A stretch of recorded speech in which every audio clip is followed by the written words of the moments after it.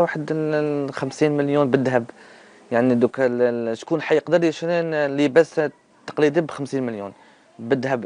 دوك علاش دخلناه لهاد تسمى الفونتيزي هذايا باش يغطي على الميزانيه تاع الناس. الكراء سبيسال للعرائس، سان لوكاسيون سبيسال للعرائس.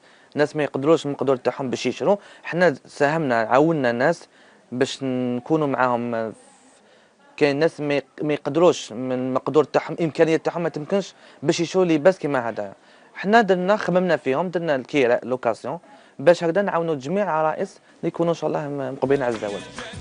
العمارية موضة جديدة أصبحت تعتمدها بعض العائلات الجزائرية في الأعراس، وهي عبارة عن عادة مغربية، حيث تدخل العروس محمولة على أكتاف بعض الشباب وسط الزغاريت على أنغام مغربية. العروسة العمارية نكروها ب3 ملايين سنتيم على كل حال. تروح بها بالترونسبور اللي يديها، باللي يرفدوا النكفات اللي يرفدوا، يدوا معاهم لي توني تاعهم بيان سور ماروكان والحاله بالبرانس، وبداو يخدموا توت ان شو. لي موديل اللي دخلوا يخدموا، الناس والفتهم ولا دومونديهم ولا عليها، ولا يكثروا ولا يخدموهم الناس والحاله، وهي جايه على كل حال من المروك، واللي يخدموها في القفطان العماريه يقولوا من النقافات ثاني، ولا في الشده. كاين ناس اللي هما اللي يدوها ويخدموا فيها ويخدموا ان سبيكتاكل كاع دو دونس، ويخدموا تان لي زانسترومون، ولا منك يجيبوا القرقاب ويخدموا معاهم كيف كيف. تما يديروا كي يكونوا دايرين الناس من الغرب ولا عرس ولا حاجه، يجيبوا القرقاب ولا هنايا.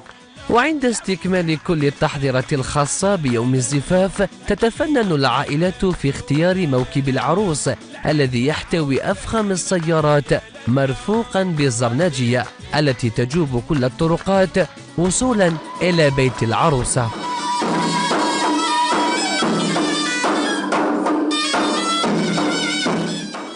الكورتاج تاعنا باين، حنا الكورتاج يديماغ دو لا ميزون تاع لو ماري، نروحوا الكورتاج تاعنا، نديروا الكورتاج تاعنا، نروحوا عند العروسه، نلحقوا العروسه، نطلعوا ليها للدار، نخرجوا العروسه بالزورنا، نسويفيو الكورتاج تاعنا، نركبوا العروسه رانا في الكورتاج، نلحقوا لاصال. عندنا اون ديميور داخل الصاله، قسمه تحط روحها العروسه، ومن بعد يبدا لوركاس ولا دي جوكي يبدا الخدمه تاعو. هذا نحسبوا فيه 20 دينار.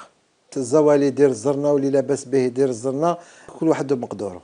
كاين انسان مقدوره يقدر يدير، كاين اللي ما يقدرش يدير. أمام كل هذه التكاليف الباهظة في إحياء مراسيم الزواج في الجزائر، التي أصبحت تؤرق الشباب الجزائري الراغب في إكمال نصف الدين، هو الأمر الذي يفتح لنا مشكلة أخرى أكبر من عنوسة الفتيات، وهي عزوبة الرجال، في وقت لم تمنع كل هذه الشكليات بعض الرجال من التعدد.